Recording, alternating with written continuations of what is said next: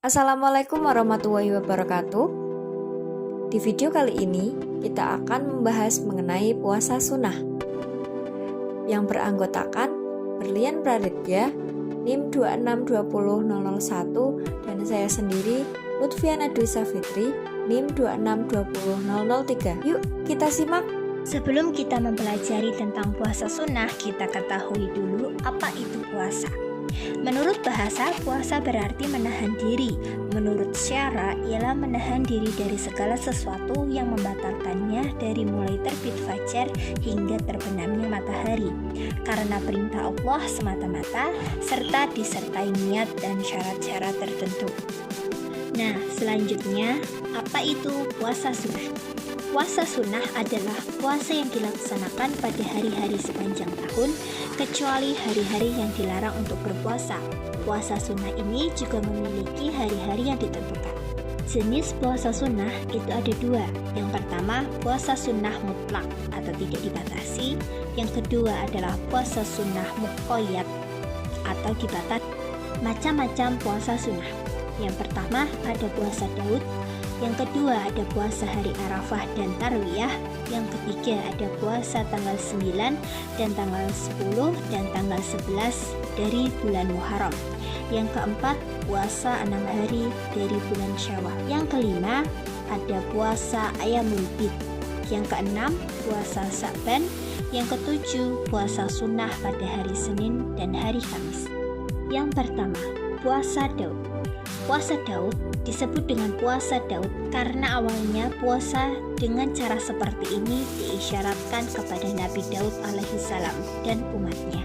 Seperti hadis Bukhari di atas yang artinya dari Abdullah bin Amr radhiyallahu anhu berkata bahwa Rasulullah Shallallahu alaihi wasallam bersabda, "Salat sunnah yang paling dicintai Allah adalah salat seperti Nabi Daud alaihissalam. Dan puasa sunnah yang paling dicintai Allah adalah puasa seperti Nabi Daud alaihissalam. Beliau tidur separuh malam, lalu sholat sepertiganya dan tidur seperenamnya lagi. Beliau puasa sehari dan berbuka sehari." Keutamaan puasa Daud menjadi puasa yang paling afdal. Hal ini didasarkan oleh hadis Rasulullah yang menegaskan bahwa puasa sunnah ini menjadi puasa yang paling afdal dan dicintai Allah. Hadisnya diriwayatkan oleh Muslim yang artinya, kerjakanlah puasa yang paling afdal di sisi Allah, itulah puasa Daud alaihissalam. Ia berpuasa sehari dan berbuka sehari. Selanjutnya, keutamaan puasa Daud selanjutnya yaitu puasa Daud adalah puasa yang utama dalam riwayat lain. Rasulullah juga menegaskan bahwa puasa Daud merupakan puasa yang paling utama. Puasa yang paling disukai Allah.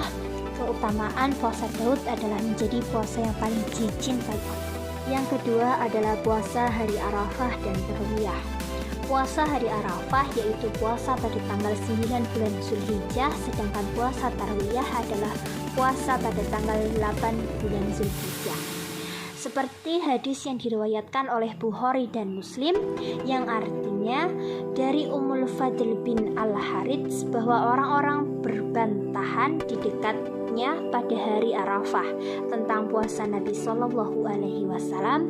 Sebagian mereka mengatakan beliau berpuasa, sebagian lainnya mengatakan beliau tidak berpuasa.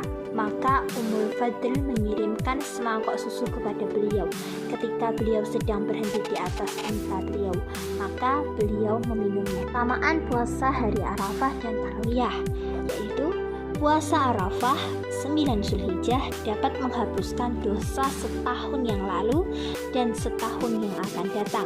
Puasa Asyura 10 Muharram akan menghapuskan dosa setahun yang lalu.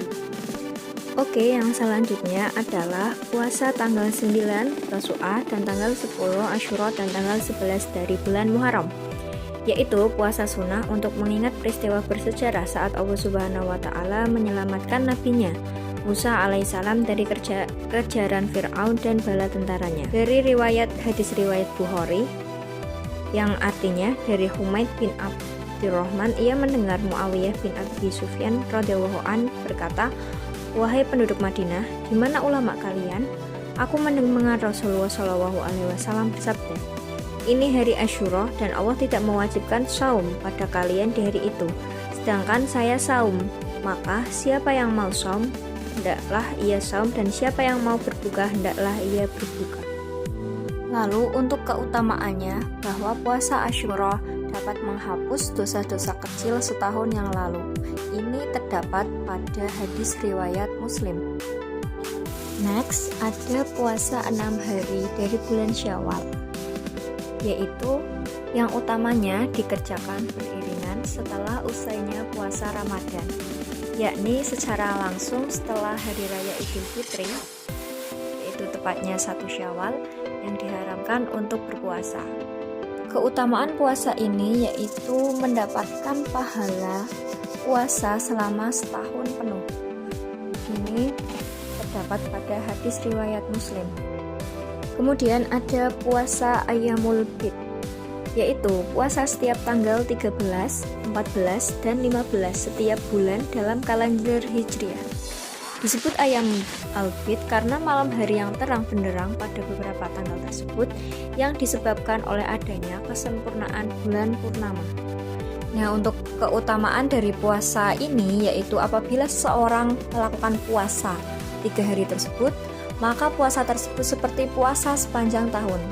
Ini terdapat dalam Quran Surat Al-An'am ayat 160. Selanjutnya adalah puasa Sya'ban. Bulan Sya'ban adalah bulan yang disukai untuk memperbanyak puasa sunnah. Dalam hadis riwayat Abu Dawud, sesungguhnya Rasulullah tidak berpuasa sebulan penuh dalam setahun kecuali di bulan Sya'ban, dan dilanjutkan di bulan Ramadan. Keutamaan puasa Sya'ban salah satunya berasal dari Mu'adz bin Jabal radhiyallahu an dari Nabi SAW. Beliau bersabda yang artinya Allah mendatangi seluruh makhluknya pada malam Nisfu Sya'ban. Dia pun mengampuni seluruh makhluk kecuali orang musyrik dan orang yang bermusuhan. Dan yang terakhir yaitu puasa sunnah pada hari Senin dan hari Kamis. Puasa Senin Kamis atau puasa hari Senin dan hari Kamis merupakan puasa kesukaan Rasulullah SAW dan para sahabatnya. Puasa ini menjadi ciri khas dari umat Muhammad SAW sebagai amalan puasa sunnah dibandingkan umat-umat yang lainnya. Dari Abu Hurairah radhiyallahu an, Rasulullah SAW bersabda, berbagai amalan dihadapkan pada Allah pada hari Senin dan Kamis.